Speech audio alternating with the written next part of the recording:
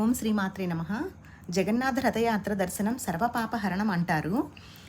జగన్నాథుడు గుండీచా మందిరం వరకు రథయాత్రలో వెళ్ళారు కదండి. అక్కడ 9 రోజులు ఉన్న తర్వాత మరలా తిరుగు ప్రయాణం చేయాలి కదండి. దానికి కూడా ఒక ఉత్సవం చేస్తారు. దానినే అమృతపానోత్సవం అంటారు. మౌసీమా ఆలయం వద్ద జగన్నాథుడు పాయసం తాకగానే రథాలు బయలుదేరుతాయండి. పెద్ద పెద్ద మట్టి పాత్రల్లో మిరియాలు, జాజికాయ, పాలు, వెన్న, పంచదార, కొబ్బరి వంటి పదార్థాలతో ఒక పానీయాన్ని తయారు చేస్తారండి. ఆ పానీయాన్ని పెద్ద పెద్ద కుండలలో చేసి స్వామివారి పెదవులకు తాకేలా ఆ పానీయాన్ని ఉంచుతారు. అప్పుడు జగన్నాథుని పితృదేవతలు ఆ పానీయాన్ని స్వీకరిస్తారు అని అంటారండి.